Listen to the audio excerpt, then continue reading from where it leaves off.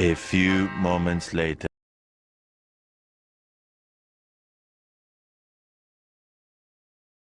Bicara toleransi itu juga dijelaskan di dalam surat Al-Kafirun, qul ya ayyuhal kafirun la a'budu ma ta'budun wa la antum 'abiduna ma a'bud wa la ana 'abidu ma 'abadtum wa la antum 'abiduna ma a'bud lakum dinukum waliyadin.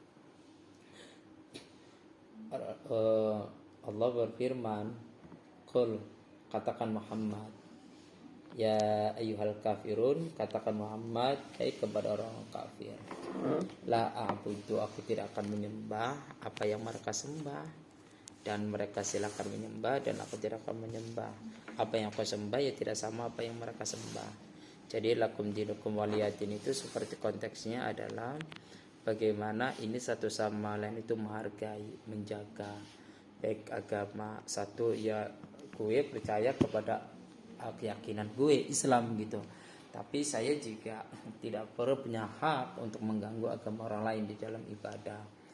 Dan satu hal begini, contohnya saya punya kawan, contohlah agama lain yang berbeda agama dengan saya, lalu tiba-tiba ketika hari ini saya berpuasa, teman saya menghargai, artinya bagian daripada toleransi. Dia makan, tapi ketika dia ada di hadapan saya, dia juga menjaga itu. Artinya toleransi itu disuruh. Toleransi itu artinya menahan sesuatu. Karena toleransi itu kan lahir dari bahasa Latin, ya, artinya tolerance gitu tuh.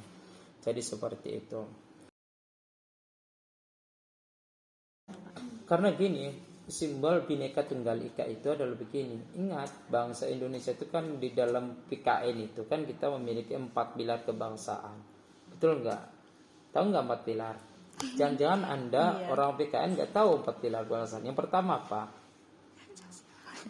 Pancasila. Yang kedua,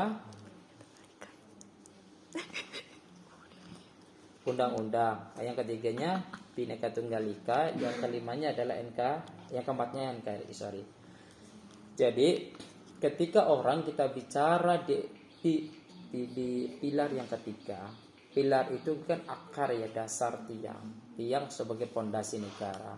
Orang ketika sudah bicara tentang pilar berarti dia itu adalah orang yang merawat, menjaga. Bagaimana Bhinneka Tunggal Ika itu adalah satu sama lainnya adalah harus saling menjaga. Bhinneka Tunggal itu adalah perbedaan suku, perbedaan bahasa, perbedaan kulit, perbedaan warna, perbedaan tinggi, you tinggi, saya pendek, you putih, saya hitam, I ganteng, you biasa aja. Ya, saya gak ngomong itu. Artinya seperti itu. Lalu bagaimana agar ini juga tidak ada ketersinggungan di antara keduanya? Kita harus merawat itu, menjaga. Andai pun kita tidak suka terhadap orang lain, jangan pernah sekali-kali kita itu menyinggung perasaan terhadap suku, bangsa, dan bahasa. Itu tidak boleh. Kalaupun saya tidak suka kepada orang lainnya, sampaikan saya tidak suka.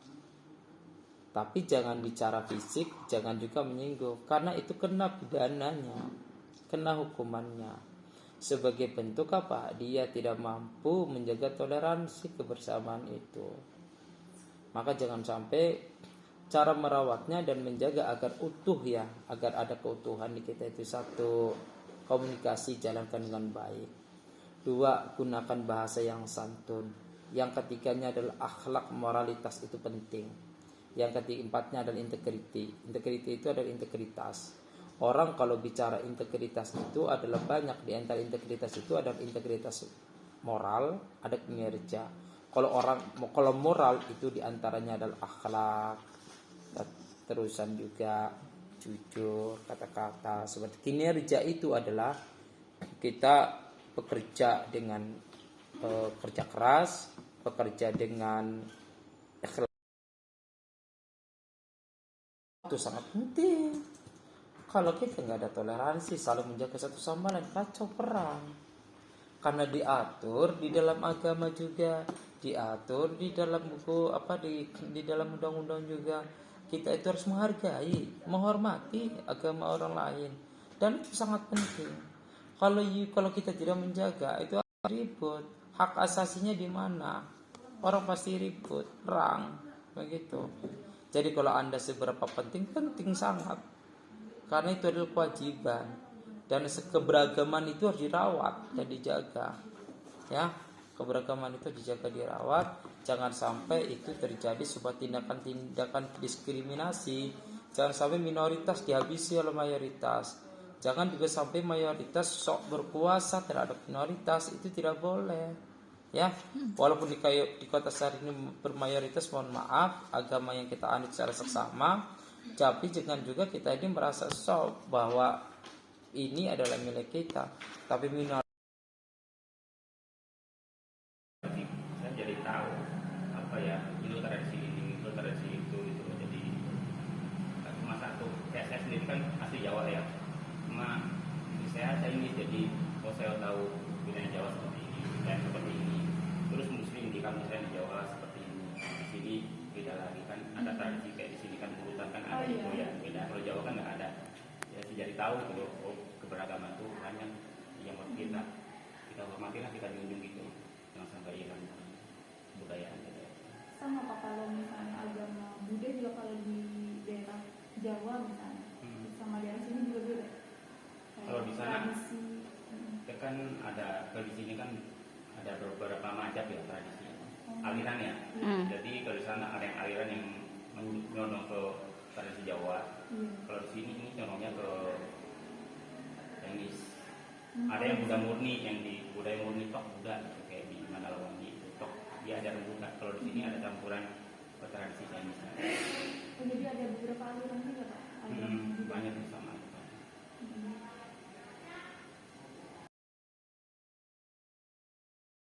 sekarang ini. Tapi memang kalau di Jakarta itu, ketika ada tetangga non yang memang sedang membutuhkan bantuan, itu segera ditindakan. Ada juga yang konkret, ketika dulu ada orang demo besar-besaran di Monas, ketika ada orang ingin menikah di katedral, itu orang membuka jalan semua, membuka jalan lalu dikawal tuh sampai ke katedral sampai dia selesai dalam pernikahannya. Itu bentuknya. Jadi apa artinya? Menghormati dan menghargai. Yang selanjutnya juga bersih-bersih, membantu gitu tuh dalam kegiatan kesehatan, dalam kegiatan sosial, bencana, apapun itu Kak. Ya, jadi ya gotong royong, kesehatan, pendidikan dan lain sebagainya lah. Itu yang harus kita kerjakan secara bersama-sama. Jadi seperti itu. Ecin itu adalah dia yang melakukan perubahan. Dan Anda juga yang pertama, tugas Anda itu perkuat literasi, pertajam daya baca. Minat baca itu banyak. Saya ini paling suka minat baca. Baca apa? Baca WA. Tapi daya baca kita itu rendah. Paham maksudnya daya baca kita rendah itu? Buku yang ada di sini pernah nggak Anda buka lalu Anda baca? Tapi kalau kita minat baca WA, itu dari pagi ketemu pagi nggak bosan. Betul Pak. Apalagi sama pacar. Oke? Jadi begitu. Tugas Anda pertama adalah sebagai agen perubahan, itu tugas kita. Memberikan pemahaman dengan narasi yang indah, dengan moral yang baik, dengan etika yang keren. Jangan sampai ketika sebagai mahasiswa merasa sok ikuti alur, tapi kita juga mendidik. Seperti itu. Kita nggak ada toleransi, saling menjaga satu sama lain, kacau perang. Karena diatur di dalam agama juga, diatur di dalam buku di dalam undang-undang juga. Kita itu harus menghargai, menghormati agama orang lain, dan itu sangat penting. Kalau kita tidak menjaga, itu arti ribut. Hak asasinya di mana? Orang pasti ribut, perang, begitu. Jadi kalau Anda seberapa penting sangat, karena itu adalah kewajiban, dan keberagaman itu harus dirawat dan dijaga. Ya, keberagaman itu dijaga, dirawat. Jangan sampai itu terjadi sebuah tindakan diskriminasi. Jangan sampai minoritas dihabisi oleh mayoritas. Jangan juga sampai mayoritas sok berkuasa terhadap minoritas, itu tidak boleh. Ya, walaupun di kota Sari ini bermayoritas, mohon maaf, agama yang kita anut secara seksama, tapi jangan juga kita ini merasa sok bahwa ini adalah milik kita. Tapi minoritas juga harus kita jaga dan kita hormati. Jadi seperti itu kakak. Ini terus belajar. Kalau orang merasa diri kita ini tidak lebih baik, kita ini akan terus belajar. Tapi kalau orang merasa diri kita itu lebih hebat daripada orang lain, maka ia akan menganggap orang lain itu tidak lebih hebat dari kita, kawan. Jadi gitu kakak. Ya. Jadi kita ini sebagai insan kamil yang diberikan Tuhan akal untuk berpikir, adalah salah satunya kita itu untuk terus menggali ilmu pengetahuan dan juga terus untuk belajar. Jangan akan berkonflik dengan agama. Nanti di akhir dari zaman, akhir dari dunia ini, tidak ada konflik lain, tidak ada konflik politik, tidak ada konflik-konflik lain selain konflik agama. Ya, jadi kenapa dari sekarang banyak orang selalu mengangkat isu toleransi, mengangkat isu SARA? Karena memang nanti berakhirnya dunia ini konflik agama. Nah, tapi itu adalah satu negara ya, dari kalangan yang non Kristen bahkan non Muslim ya. Nah, konflik-konflik ini pasti akan secara tidak langsung akan mencuat ya. Dan kalau saya boleh gambarkan menjadi pelajaran di iman kita, iman kami, di akhir zaman pun banyak sekali orang Kristen. Tugas kalian adalah untuk menjaga generasi kalian agar supaya masalah yang dimunculkan ini atau konflik-konflik agama seperti ini mungkin bisa diredam, walaupun memang tidak bisa dihindar. Ya, seperti itu. Karena apa? Karena ini memang masalah yang pelik, karena muncul dari individu yang tidak mau ada kesatuan lewat toleransi. Akan muncul banyak sekali individu yang mau menghancurkan bangsa kita ini karena pemikiran yang arusnya sudah korslet dengan mabuk agama ini. Saya katakan tadi bukan satu agama. Semua agama pernah terjadi konflik di negara-negara yang notabene mayoritas agama itu sendiri, agama tertentu ya, bukan cuma satu agama. Ya, contohnya saya mau contohkan di India adalah generasi kita. Kalau kita tidak bisa menjaga generasi itu, siapa yang akan menjaga generasi? Kan? Generasi yang akan berikutnya itu tergantung generasi kalian, generasi itu. Kalau kita tidak bisa menjaga kerukunan di generasi kita, siapa yang akan menjaga kerukunan nanti? Ya, walaupun bibit-bibit itu pasti akan bermunculan.